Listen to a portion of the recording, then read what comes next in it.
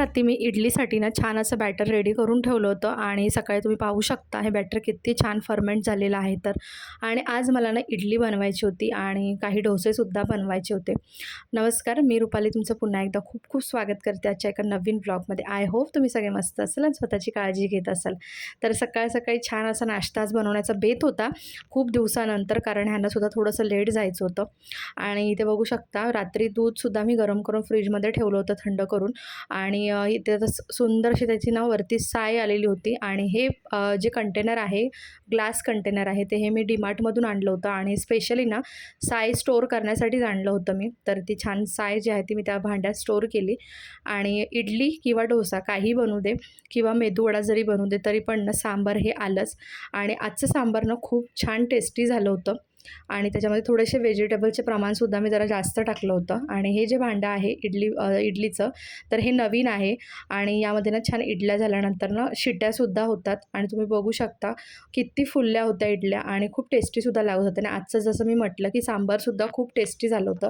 तर ह्यांनी माझी ना आज पहिल्यांदा अशी तारीफ केली की सांबार खूप छान झालं आहे, अगदी मटणासारखा लागतो आहे. आणि त्यांची ही तारीफ ऐकून ना मला पण खूप बरं वाटलं. कारण यांच्या तोंडातून ना माझी तारीफ ऐकणं म्हणजे खूप मोठी गोष्ट आहे. कारण त्यांना ना कौतुक करायला कधीही आवडत नाही.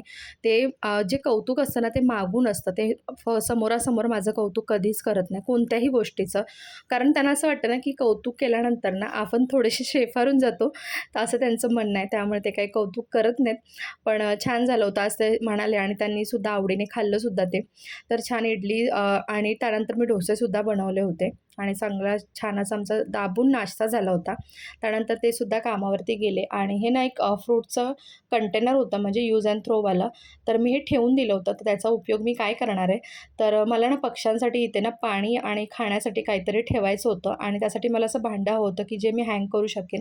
तर इथे मी दोरी बांधून आहे ना ते भांडं जे होतं ना म्हणजे कंटेनर फ्रूट्सचं, तर ते मी तिथे हँग केलं. कारण मी आता ना ग्रिलमध्ये ना बरेचसे पक्षी यायला लागलेत, म्हणजे कधी-कधी कबूतर किंवा कावळा किंवा मग चिमणीसुद्धा येते आणि ना जास्त रेलचल वाढलेली आहे त्यांची ग्रिलमध्ये. त्यामुळे म्हटलं चला आपण आता उन्हाळासुद्धा आहे, तर फुल ना फुलाची पाकळी आपल्याकडून त्यांच्यासाठी काहीतरी म्हणून थोडंसं पाणी आणि खाऊची वस्तू काहीतरी म्हणजे जे आपण घरी बनवू त्यातलं काही ना काही मी रोज तिथे ठेवत जाईन.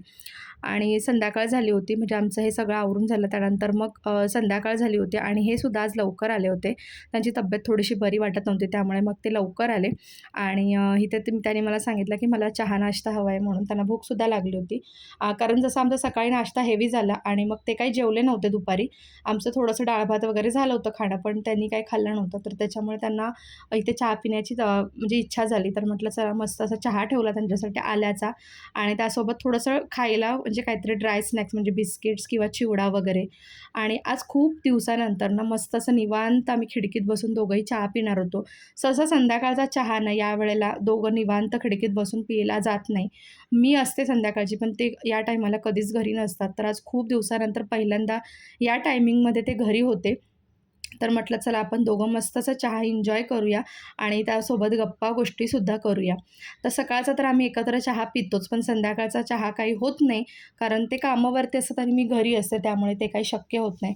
पण आज मस्त असा ना आम्हाला क्वालिटी टाईम मिळाला होता आणि लोलो झोपला होता, प्रज्ञा स्कूलला गेला होता.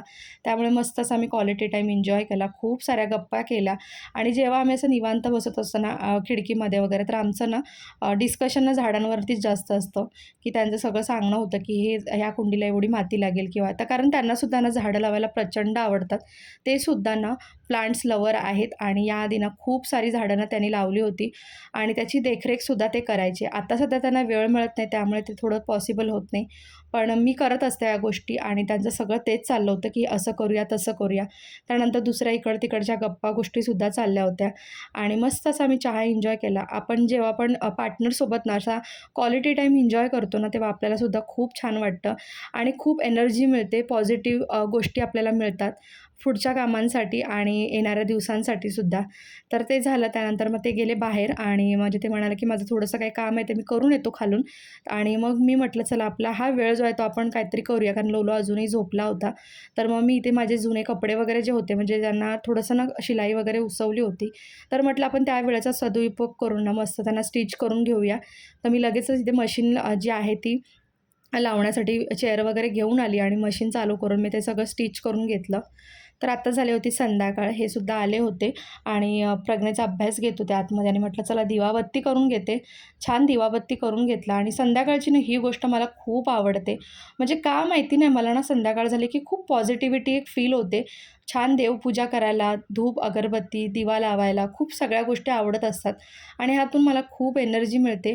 माझ्यासारख्या बऱ्याच जणी असेल ज्यांना या गोष्टी करून ना खूप एनर्जी मिळत असते. तर मलासुद्धा मिळते. त्यानंतर माझं जे काही नित्यनियमाचं वाचन असतं ते सुद्धा मी इथे करते. ते न विसरता करते. या गोष्टींची सवय मी स्वतःला लावून घेतलेली आहे आणि जेव्हा मी ना ह्या गोष्टी मी कन्सिस्टंटली करेन, तर मला बघून माझी मुलंसुद्धा करतील आणि त्यांनासुद्धा त्या गोष्टीची सवय लागेल आणि मी या गोष्टी खरंच करते ना, तर लोलोसुद्धा आता लहानपणापासून मला बघतोय, तर त्यालासुद्धा खूप आवडतं. जेव्हा मी सुद्धा वाचन करायला बसते किंवा माळ जपायला बसते, तर लोलोसुद्धा माझ्या जवळ येऊन बसतो, पाया पडतो, सगळ्या गोष्टी करत असतो. तर तुम्हालासुद्धा जर शक्य असेल ना, तर या गोष्टी तुम्ही तुमच्या रोजच्या आयुष्यामध्ये नक्की फॉलो करा. तर इथे भाजी मगाशी ना मी वॉश करून ठेवली होती पालकची, तर तीसुद्धा आता कपड्यात गुंडाळून ठेवते. कारण आत्ता ना मला ही भाजी बनवायची नव्हती. ते म्हणाले, की दुसरी भाजी बनव कुठलीतरी, तरी मग ही ठेवून दिली मी. कपड्यात गुंडाळून जर अशी भाजी ठेवलीत ना तुम्ही, तर ती कधीही खराब होत नाही. तुम्ही नक्की करून बघा ही गोष्ट आणि मी ही वॉश करून ठेवली होती ना, त्यामुळे याला पाणीसुद्धा बरचसं होतं. तर कपड्यामध्ये ठेवल्यामुळे काय होईल, याचं पाणी जे आहे ते सोक केलं जाईल आणि भाजी दुसऱ्या दिवशी उद्या मस्त अशी टवटवीतच राहील. तर चला आजचा व्लॉग जो आहे तो मी इथेच एंड करते. आय होप तुम्हाला आजचा व्लॉग आवडला असेल.